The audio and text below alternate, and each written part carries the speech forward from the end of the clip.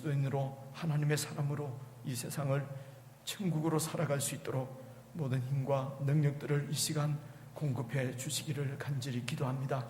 한 주간도 주님의 이 사랑으로 살았음을 감사하며 주님 앞에 삶을 드리고 예물을 드리며 감사하는 모든 주의 성도들을 기억하시고 하나님 합당한 필요한 은혜들로 이 시간 채워 주시옵소서. 성도들의 가정을 주님께서 돌아보시고 가정이 참으로 주님의 은혜 가운데 살아가는 귀한 복된 천국 가정이 될 수 있도록 가정들을 아버지 하나님 돌아봐 주시고 축복해 주시옵소서.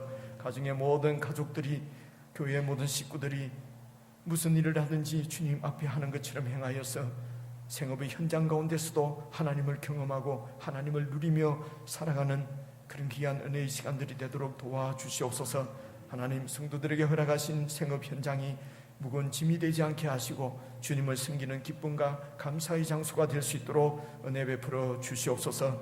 하나님, 오늘도 하나님 예배 가운데 주님 귀한 종 세우셔서 주의 말씀을 주셔사오니 하나님 이 말씀 잘 듣고 하나님의 사람으로 더 신실하게 변화되어지는 은혜의 시간이 되도록 축복해 주시옵소서. 우리 주 예수 그리스도 이름으로 기도드리옵나이다. 아멘. 우리 지체들과 인사 한번 나누겠습니다. 우리 사랑합니다. 앞뒤 좌우로 우리 고백하며 가장 밝은 얼굴로 인사하겠습니다. 사랑합니다. 예, 사랑합니다. 예, 새해 첫 주일에 세례식을 거행하려고 합니다. 세례받기 원하는 지체들은 다음 주일까지 우리 목회 사역자들에게 신청해 주시기를 바라고요. 그리고 다른 소식들은 교회 게시판을 참고해 주시길 바랍니다. 그리고 지지난주에 새 가정을 이룬 이찬영 부부 오늘 왔으니까 인사는 교회 앞에 드려야 되겠지요.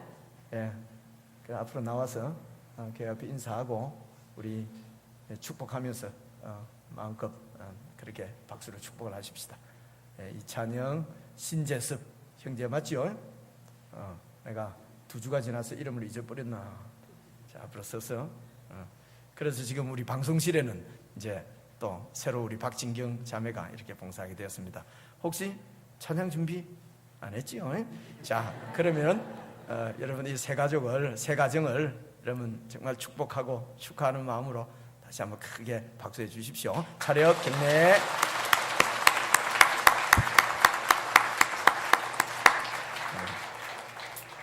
그래, 손잡고 들어가세요.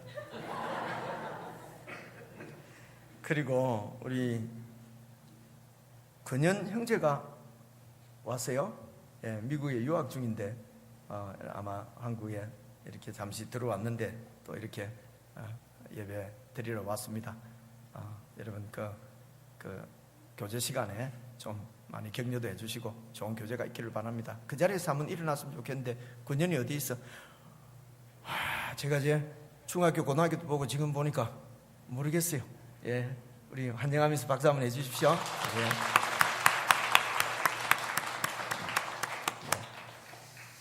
예. 예, 오늘 말씀은 우리 캐나다 군목으로 사역하는 안숙주 목사께서 말씀을 전해주실 텐데요. 물론 한국 사람입니다. 한국 사람인데 예, 우리 말씀은 저와 여러분이 함께 먼저 봉독하겠습니다. 우리 하나님의 말씀은 빌립보서 4장입니다. 빌립보서 4장 4절부터 7절까지 4절부터 7절까지 말씀 저 여러분이 교독해서 읽겠습니다. 제가 4절을 먼저 읽습니다. 주 안에서 항상 기뻐하라. 내가 다시 말하노니 기뻐하라. 너희 관용을 모든 사람에게 알게 하라. 주께서 가까우심이라. 아무것도 염려하지 말고 오직 모든 일에 기도와 간구로 너희 구할 것을 감사함으로 하나님께 아뢰라. 그리하면 모든 지각에 뛰어난 하나님의 평강이 그리스도 예수 안에서 너희 마음과 생각을 지키시리라. 아멘. 예, 우리 목사님.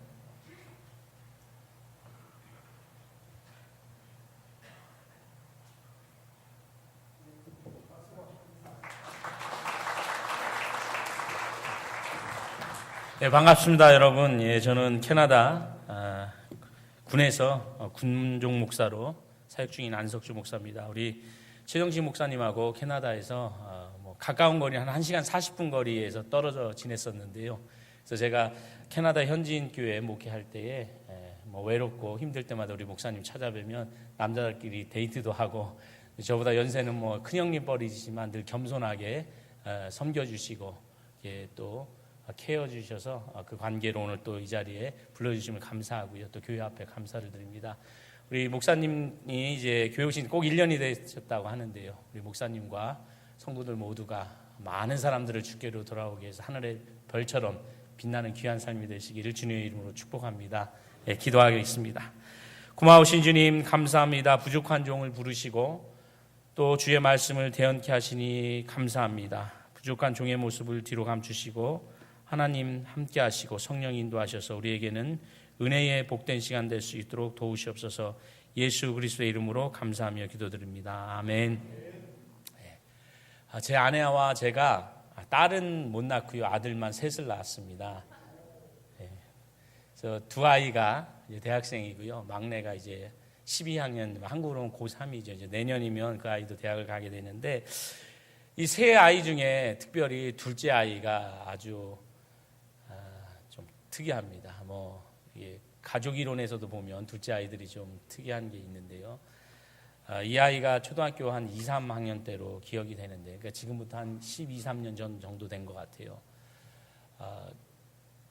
미국에서 유학 중인 형제도 있지만 미국과 캐나다는 아버지의 날과 어머니의 날이 따로 있습니다. 한국은 어버이의 날이 5월 8일이죠. 그래서 5월 달에 어머니의 날이 있고 Mother's Day, 그리고 6월에 아버지의 날, Father's Day가 이렇게 따로 있습니다. 그러니까 Mother's Day 그리고 Father's Day가 다가오게 되면 우리 초등학생들 또 만들고 편지도 쓰고 이런 이제 활동을 하게 되는데, 저희 아이 학교에서 저널이라는 걸 썼습니다. 아이들이 아빠에 대해서 글을 써서 가져오게 되었는데, 이제 선생님이 질문을 한 거예요. 아빠에 대해서 쓰는 여러 가지 질문을 하고, 이제 2, 3학년 되는 아이들이 거기에 맞는 답을 적어왔습니다. 그 질문 중에 아주 유독 제 눈에 들어오는 것이 하나 있는데, 그 질문은 What is your dad's favorite TV show? 그러니까 아빠가 가장 좋아하는 TV 프로그램이 무엇이냐 이렇게 쓰는 거였어요. 저희 아이가 이렇게 답했습니다. CTV 뉴스. 그러니까 한국으로 말하면 KBS 뉴스 이 정도 되겠죠. 저도 이 자리에 계신 대부분의 한국의 남성들처럼 한국 뉴스를 봅니다. 지금 인터넷이 빨라서 한국에서도 캐나다에서 실시간으로 한국 뉴스를 볼 수 있거든요. 그래서 제가 출근 전에 잠깐 보고, 또 퇴근 후에는 녹화된 거 보기도 하고, 아니면은 또 한국 시간하고 이제 반대니까 한국의 아침 뉴스를 저녁에 보기도 하고, 이렇게 매일같이 뉴스 보고, 또 캐나다 현지 뉴스도 봅니다. 그러나 여러분 아시는 것처럼 캐나다 뉴스가 되었건 한국의 뉴스가 되었건 또 신문을 보던 간에 그곳에 끊임없이 정치인들의 싸움 이야기가 나고요, 지속되는 경제 불황 이야기, 살인 이야기, 방화, 교통사고, 비리, 부패 이런 얘기들이 가득 차 있잖아요. 좀처럼 TV 뉴스를 본다든지 혹은 신문을 봐서 우리가 정말로 아름다운 이야기가 거기 있다, 정말 살만한 세상을 내가 살아가겠구나, 이런 느낌을 받는다는 것이 쉽지 않습니다. 제가 지난 11월 29일에 이제 한국을 방문차 오게 되었는데, 바로 오자마자 서울의 어느 곳에선가 그 온수 파이프가 터져서 또 한 분이 돌아가시기도 하고요. 그 태안의 화력발전소에서 또 한 분이 사고로 돌아가시고, 이런 일들이 끊임없이 벌어지잖아요. 그렇죠? 그런가 하면 정치인들은 어떻습니까? 그렇죠? 자기 이익을 위해서 또 헤쳐 모였다가 다시 헤쳤다가 또 모이기도 하고, 계속 그런 일들이 벌어지는 걸 볼 수 있습니다.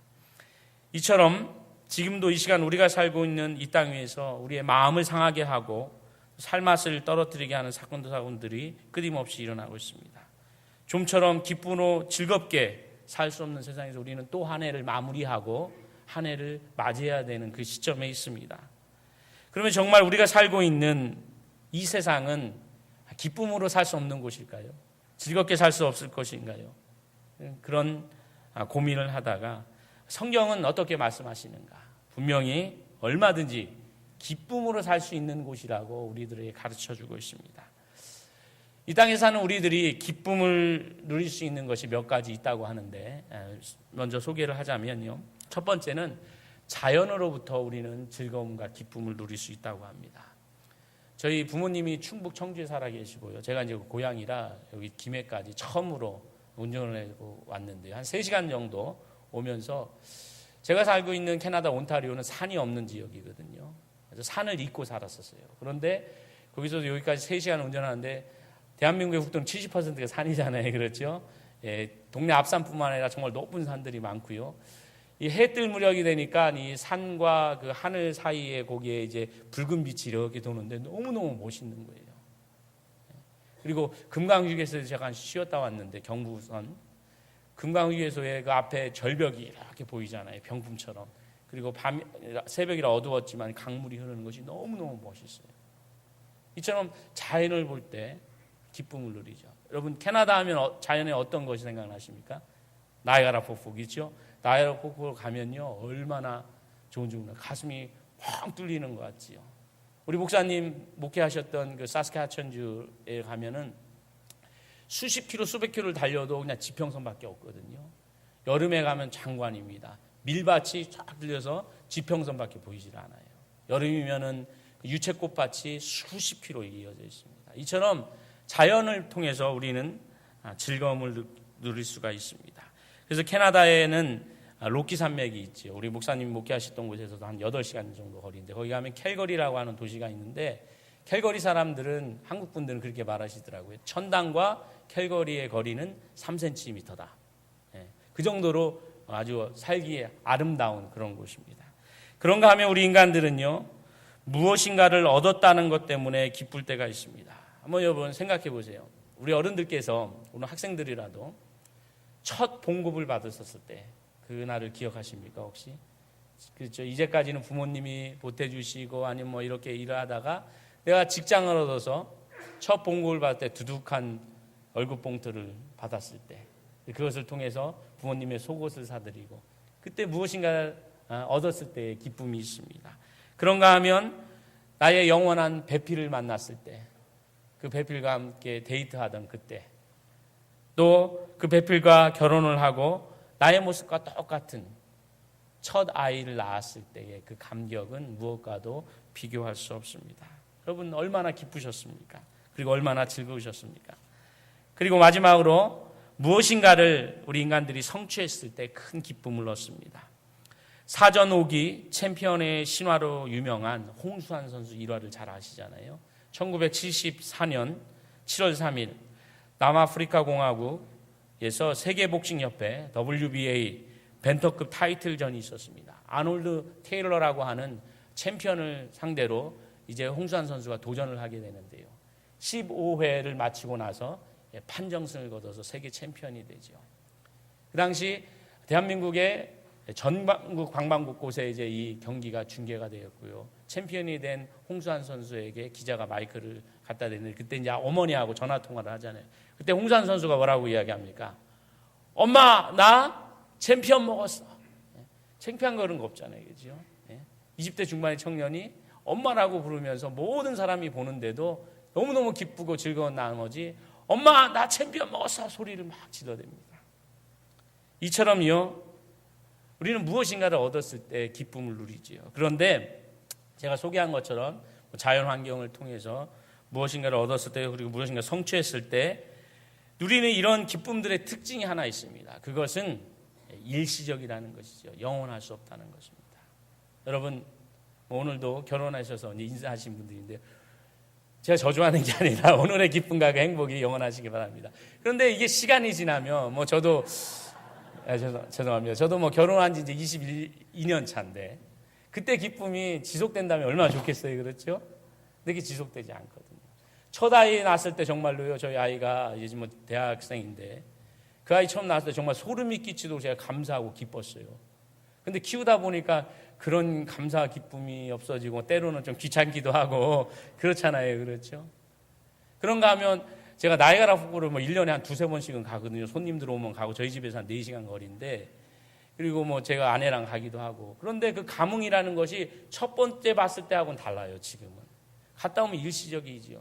여러분, 드라마 TVN이라고 하는 채널에서는 도깨비 다 보셨죠? 많이 보셨죠? 쾌백씨 얼마나 멋있어요, 그렇죠?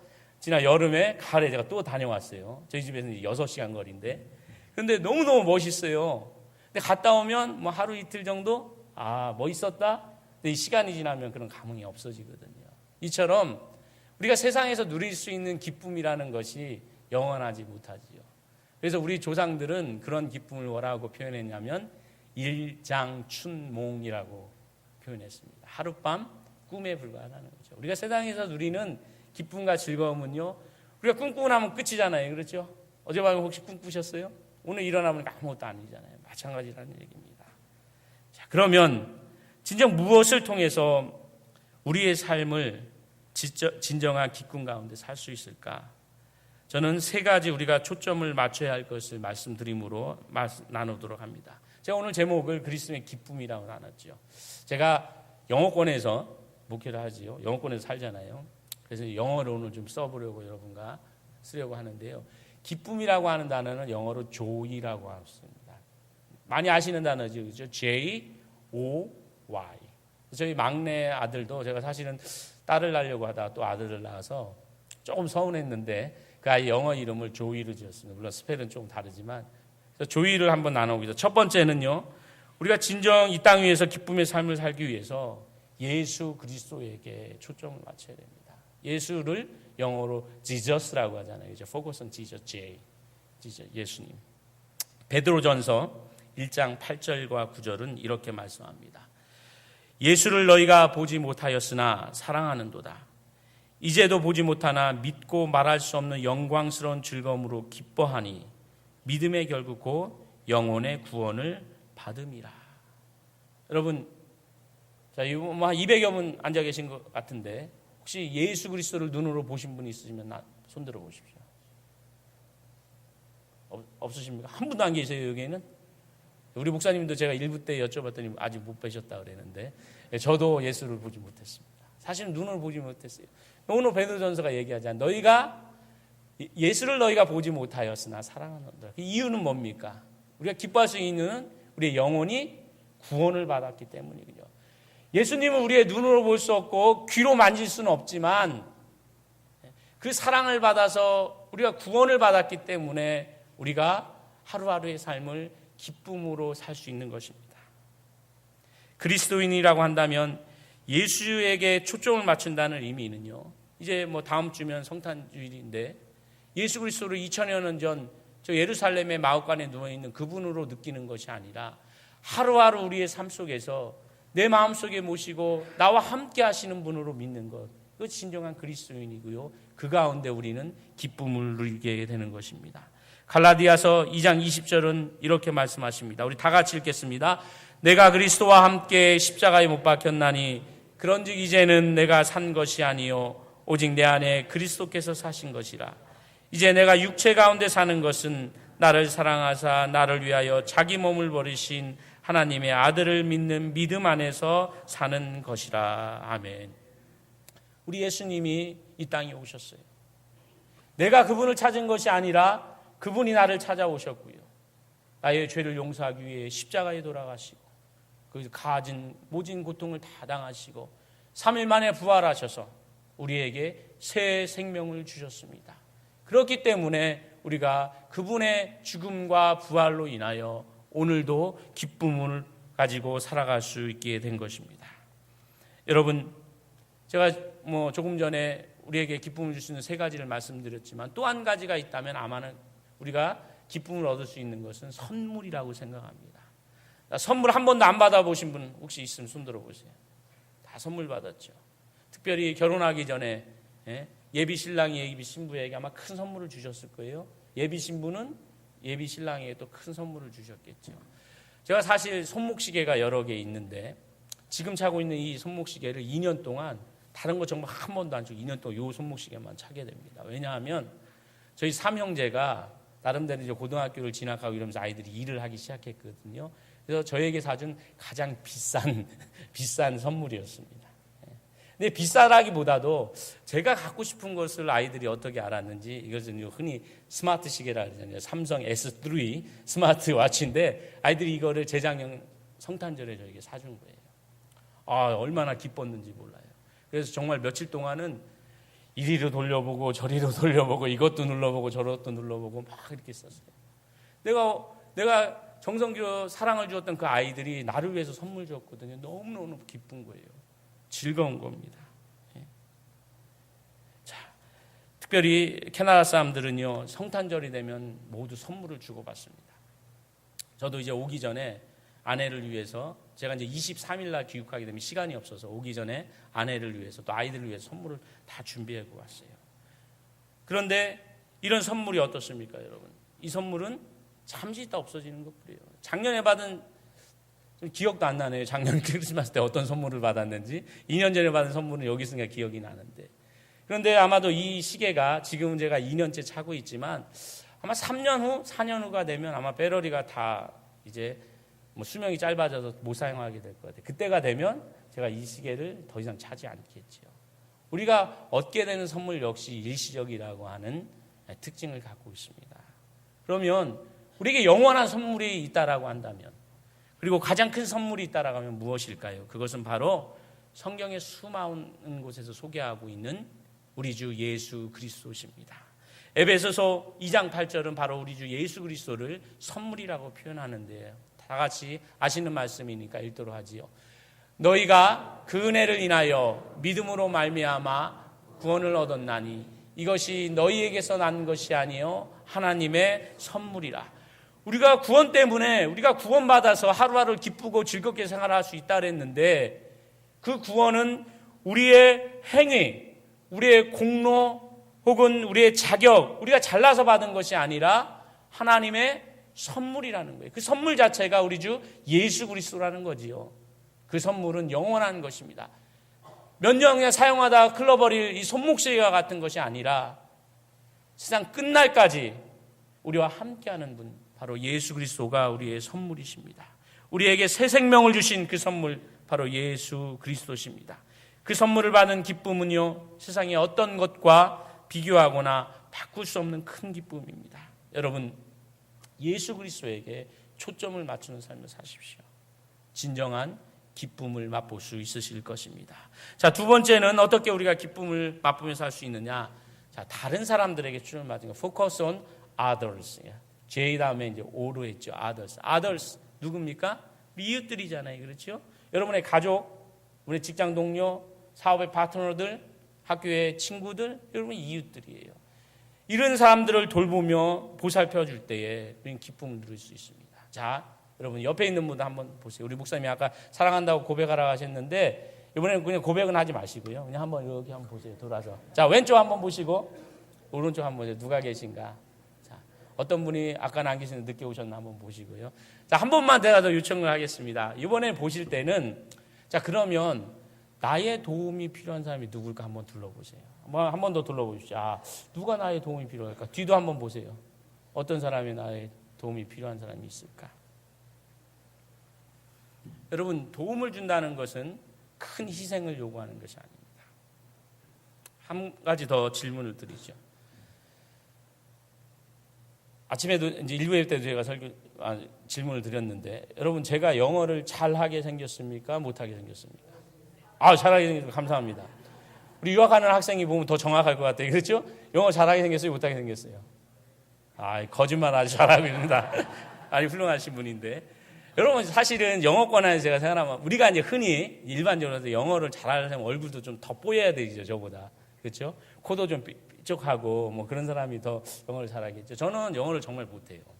영어를 잘 못하는데, 제가 이제 영어를 하잖아요. 이제 부대에서. 제가 이제 교회에서 또 영어를 하면 많은 부분에 있어서 잘 못 알아듣는 게 있어요, 상대방들이. 그럼 뭐, pardon me, I'm sorry, 혹은 뭐, say again 이렇게 하거든요. 근데 이상하게요, 제가 한 단어를, 한 문장을 얘기하면 이제까지 아무도 못 알아들은 사람이 없어요. 그 문장을 얘기하면 그 사람들 다 알아듣는 얘기 있는데, 한번 저를 따라해 보시죠. 네 단어인데, 쉬우니까 저도 May I help you.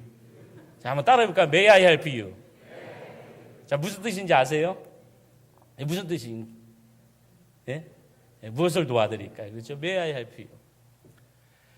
이 네 단어짜리 한 문장은요, 아무도 제가 이렇게 얘기할 때 May I help you 할 때 못 알아듣는 사람이 없이 그런 캐나다의 군종 목사들은 한국의 군종 목사들하고 좀 다르게 저희는 교회에서 근무하지 않고 이제 부대에서 근무합니다. 보통 대대 단위로 군종 장교들이 있게 되는데요.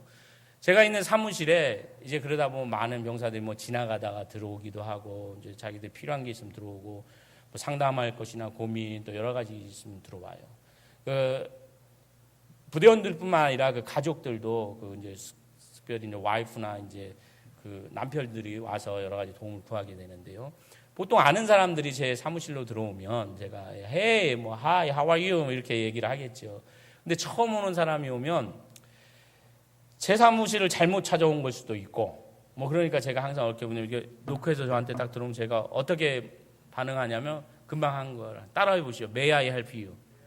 예, 처음 온 사람이 그 문 앞에 서 있으면 제가 이렇게 물어보는 거예요. May I help you? 그런데 여러분 별거 아닌 것 같잖아요. 그렇죠? 여러분도 다 따라 하셨잖아요. 이 May I help you?라고 하는 이 네 단어 한 문장이 놀라운 기적을 일으킵니다. 이 제 입에서 May I help you가 떨어지자마자 많은 사람들이 남자가 되었건 여자가 되었건 나이가 어린 뭐 이등병이 되었건 뭐 주임 상사가 되었건 많은 사람들이 눈에서 눈물을 펑펑 흘립니다. 자기가 갖고 있는 많은 고민들이 있어요. 걱정이 있어요. 그런데 우리는요 말하기만 바쁘고 내 말하기만 즐겨하지 남의 말을 들어주려 하지 않거든요. 내 속내를 드러낼 사람이 없는 거예요. 그런데 제가 물어보는 거예요. May I help you? 이 말이 떨어지기 무섭게 눈물을 펑펑 흘립니다. 그럼 이제 자리로 안내하고 제 사무실에는 정말로 클리넥스가 이제 박스로 있습니다. 계속해서 눈물을 흘립니다. 여러분 눈물 흘리는 그분들만 도움이 필요할까요? 그렇지 않잖아요. 주위에 아까 제가 돌아보라 했죠. 이번 주위원회도 우리 교회 내에도 여러분의 도움, 여러분의 관심, 여러분의 사랑이 필요한 사람이 너무 많이 있습니다. 가정 내에는 안 그러겠습니까, 여러분? 여러분의 자녀들이, 여러분의 배우자들이 May I help you? 이 한마디를 듣고 싶어하는 사람이 얼마나 많은지 몰라요. 직장 속에 그렇습니다. 사업장 속에 그래요. 학교 속에 그렇습니다. 마가복음 9장 41절은 그래서 우리에게 이렇게 이야기합니다. 다 같이 읽습니다. 누구든지 너희를 그리스도에게 속한 자라 하여 물 한 그릇을 주면 내가 진실로 너희에게 이르노니 저가 결단코 상을 잃지 않으리라. 아멘.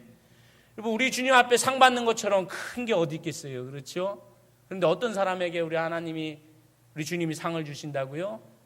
그리스도에게 속한 자라 하여서 물 한 그릇을 주면 내가 진실로 너희에게 이르노니 결단코 상을 잃지 않다. 여러분 저에게 있어서 물 한 그릇은 May I help you입니다. 여러분은 저보다 수많은 그리고 더 좋고 값진 달란트를 갖고 계세요. 더 많은 장점들을 갖고 계시잖아요. 더 많은 걸 갖고 계시잖아요. 그것이 여러분의 물 한 그릇입니다.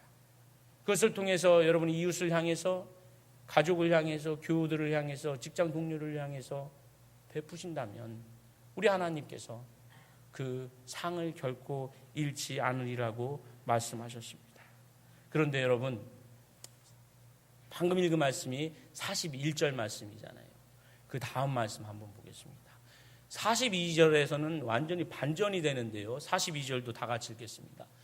또 누구든지 나를 믿는 이 소자 중 하나를 실종케 하면 차라리 연자 맷돌을 그 목에 달리우고 바다에 던지음이 나으리라.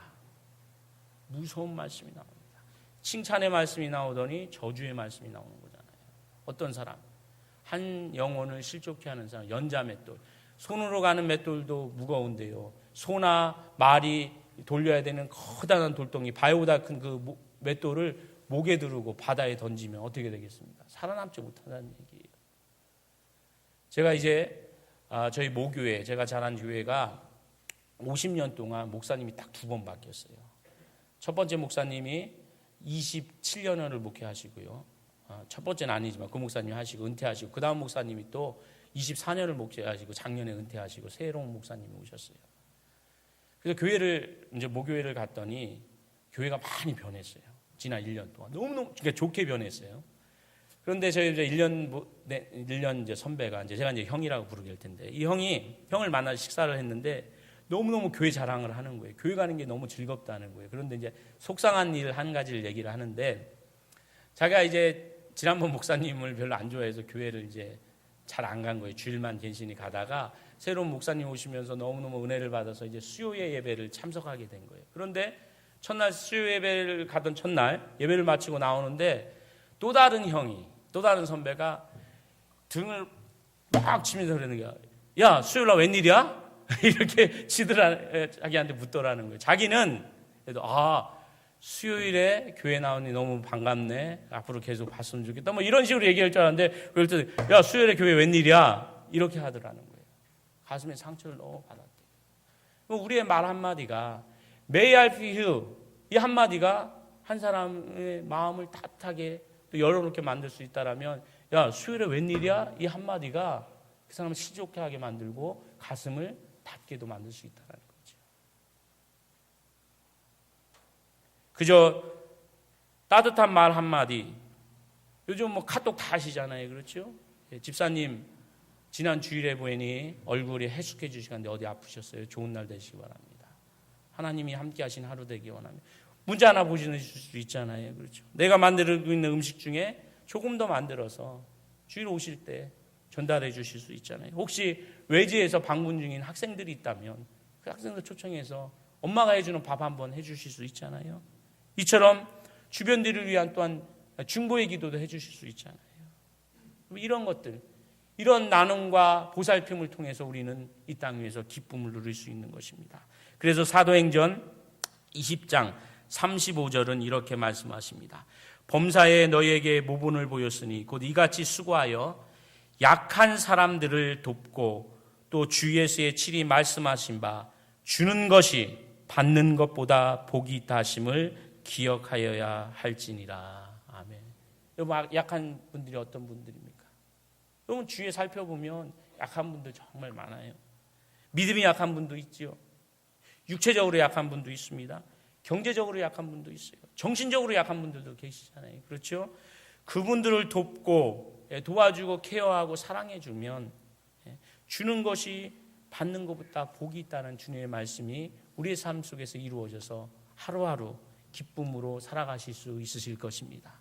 여러분, 기쁨은 내가 타인에게서 무엇인가를 받는 데서 오는 것이 아니라 오히려 내가 가진 것을 타인에게 베풀 때에 더 크게 돌아오는 것입니다. 별것 아닐 수 있어요.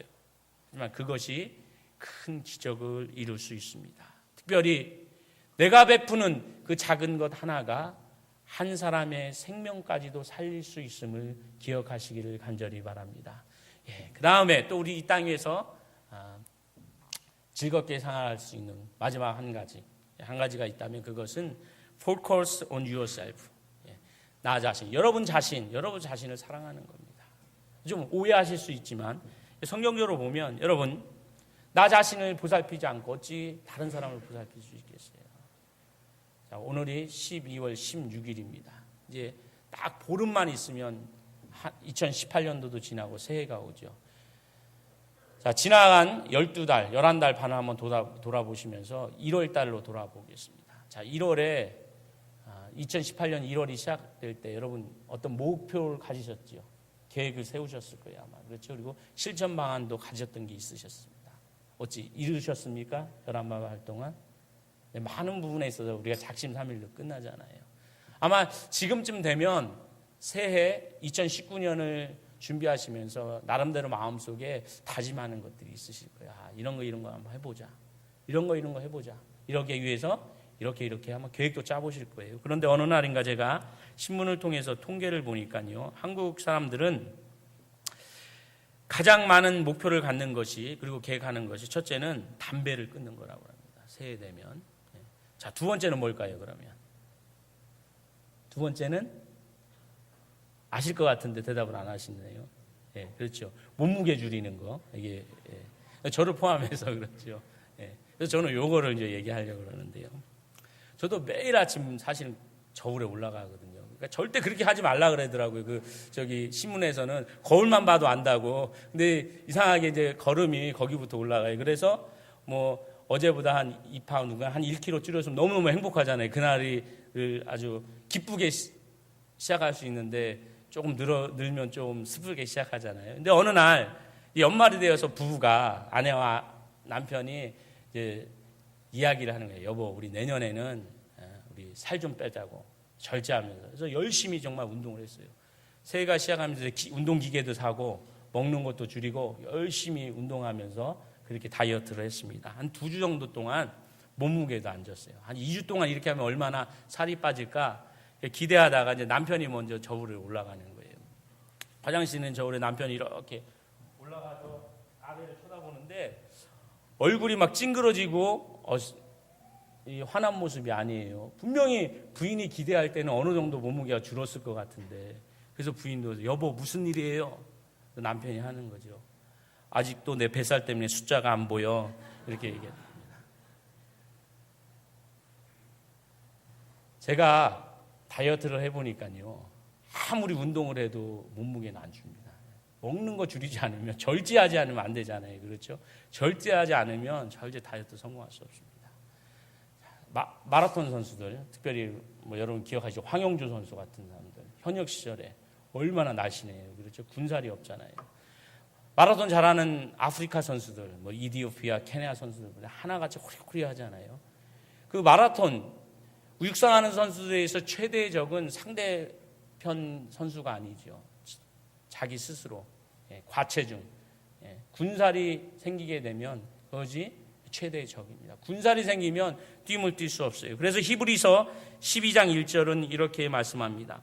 이러므로 우리에게 구름같이 둘러싼 허다한 증인들이 있으니 모든 무거운 것과 얼매이긴 쉬운 죄를 벗어버리고 인내로서 우리 앞에 당한 경주를 경주하며. 경주라는 말이 마라톤이지요. 레이스라고 표현하고 있죠. 그런데 그 경주를 완주하기 위해서 과체중이 있으면 안 된다는 거예요. 그런데 무거운 것, 얼매이기 쉬운 것이 있어서 못 뛰게 만든다는 거죠. 그게 뭡니까? 교만, 질투, 분노, 게으름, 쾌락 이런 거였죠. 거기에 더해서 우리가 하루하루의 삶을 살면서 기쁘고 즐겁게 살아야 함에도 불구하고 염려하고 걱정하고 근심이 너무 많아요. 이건 또 다른 군더더기 살이 되는 거죠. 우리가 걱정하고 근심하고 염려하면요, 우리의 육체가 반응을 하지요. 머리가 빠지기도 하고 잠을 못 자기도 하고 호르몬 분비가 비정상적으로 이루어지게 되고요. 그리고 영혼도 파괴해버리고 맙니다. 그러면 우리가 우리의 삶의 신앙의 경주를 완주할 수가 없게 되는 거죠. 오늘 목사님 읽으셨던 빌립보서 4장 6절과 7절에서 이렇게 그래서 말씀하십니다. 우리 다 같이 한번 다시 읽을까요? 아무것도 염려하지 말고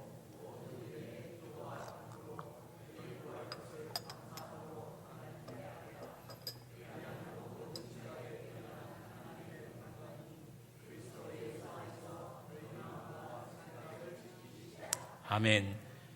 아무것도 염려하지 말고 모든 일에 기도와 간구로 너희 구할 것을 감사함으로 하나님께 아뢰라. 권유하는 걸까요? 아뢰라. 무슨 말입니까? 명령이잖아요. 그렇죠? 염려하지 말라는 것, 기도하고 간구하라는 것 명령이에요. 근심하지 말라는 것 명령입니다. 그렇게 하면 하나님이 어떻게 보상하신다고요? 그리스도 예수 안에서 너희 마음과 생각을 지키시리라. 약속이지요. 명령을 지키면 약속을 이루신다는 하나님의 말씀인 것입니다. 제가 이제 만으로 한 21년 정도 풀타임으로 목회를 했습니다. 한국교회에서도 목회를 하고요. 캐나다 가서 한인교회도 담임 목회를 하고 캐나다 현지인 목회를 하고 지금은 이제 군에서 목회를 합니다만, 목회 과정 속에서 제가 스스로 제가 봐도 제가 성장하고 있다는 것을 느낄 때, 물론 이제 지금도 부족한 사람이지만 느끼는 것인데, 그건 뭐냐면 제 안에 염려와 걱정이 많이 없어졌어요. 정말 저는 걱정하고 근심하는 것이 별로 없어요. 왜냐하면 목회하다 보면 정말 속상한 일도 많이 있고 또 이루고 싶은 욕심도 많이 있거든요. 그런데 그것이 내가 염려한다고 걱정한다고 이루어지는 일이 하나도 없어요. 내가 염려하고 걱정한다고 뭐 성경은 얘기하잖아요. 그런다고 키가 한자나 자라냐? 그렇지 않다고 얘기하잖아요. 그렇죠. 내가 걱정한다고 근심한다고 안 되는 일이 더 많은 거예요. 하나님께 의뢰해야 되는데 그렇지 못할 때가 너무 많아요. 그래서 우리가 흔히 이제 아까도 말씀드렸지만 걱정하고 근심하면 신체적 변화가 오는데 가장 큰 것 중에 하나가 잠을 제대로 못 자잖아요. 그래서 저는 그거와 전혀 관계가 없는 사람이에요. 저는 침대 늦게 하면 2분을 못 넘기거든요. 그래서 제 아내가 아주 자주 깨워요, 저를. 제발 얘기 좀 하다가 자자고. 얘기를 하는데 제가 그냥 코를 고는 거죠. 여기 캐나다 오기 전에 한 달 전에 이제 10월 말에 저희 부대가 전술훈련을 나갔어요. 그래서 이제 텐트를 치고 야전 텐트를 치고 한 2주 정도 생활을 하고 왔는데 한 20명이 한 텐트에 들어가면요 그 냄새가 아주 기가 막힙니다, 여러분. 냄새에 뭐 코 고는 소리에 저는 2주 동안 한 번도 잠을 설친 적이 없습니다. 정말 걱정이 없어요. 저는 근심이 없어. 가서 텐트 주고 먹을 거 다 주는데 무슨 걱정하다 오겠어요? 근심하게 오겠어요? 그렇죠? 월급도 다 주겠다 그렇잖아요. 걱정 근심이 없습니다. 여러분, 우리가 걱정하고 근심하면요 우리의 영혼이 병들고 우리 영혼이 썩을 수밖에 없어요. 그런데 오늘 말씀은 명령하잖아요. 아무것도 염려하지 말고 모든 일에 기도와 간구로 너희 구할 것을 감사함으로 하나님께 아뢰라. 그리하면 모든 지각에 뛰어난 하나님의 평강이 그리스도 예수 안에서 너희 마음과 생각을 지키시리라. 아멘. 여러분, 이 말씀은 하나님의 명령입니다. 그리고 하나님의 약속입니다. 이제 말씀을 마치려고 합니다. 여러분, 많은 사람들이요 잠시 얻을 수 있는 즐거움과 기쁨을 위해서 자신의 삶을 불사릅니다. 이른 아침부터 저녁 늦은 시간까지 동분서주하며 일하지요. 그러나 진정한 기쁨은 우리의 이러한 수고로 얻어지는 것이 절대 아닙니다. 우리는 우리의 노력이 아니라 하나님께서 주시는 은혜로 말미암아 이러한 영광스러운 기쁨을 하루하루 순간순간 우리의 삶 속에서 누리며 살아갈 수 있습니다. 사랑하는 남산교회 성도 여러분, 우리에게 생명을 주신 우리 예수 그리스도에게 초점을 맞추시길 간절히 바랍니다. 또한 나의 도움이 필요한 이웃들을 돌보며 살아가시기를 간절히 바랍니다.